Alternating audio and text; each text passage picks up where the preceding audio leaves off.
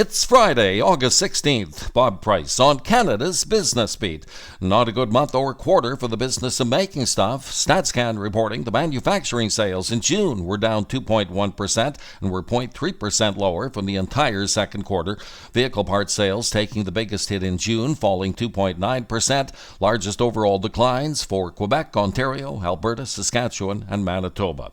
Updating the labor unrest currently percolating between Canada's two main railways and their 9,000 train conductors, engineers, and yard workers, with both CN and CPKC threatening to lock out those folks on the 22nd, the feds have just rejected CN's request for binding arbitration. It only takes 2 minutes to get smarter with the help of one of Canada's most listened to business podcasts, updated Monday through Friday and heard around the world on X and wherever you get your favorite podcast. Canada's Business Beat. The more you listen, the more you know. Amid all the griping about higher borrowing costs, new data out from the Canadian Bankers Association finds that as of May, the number of mortgages in arrears with overdue payments of 3 months or more has only increased by 0.19% since the record lows of 2022.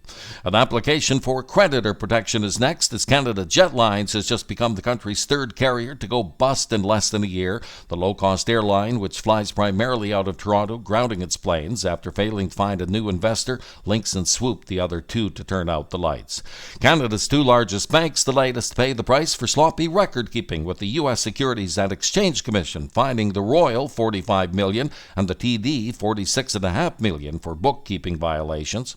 And a heads up for anyone planning a trip to Victoria that the 160 staffers at the upscale Hotel Grand Pacific have just voted to support strike action to back contract demands, although at this point there's no mention of when job action might actually happen.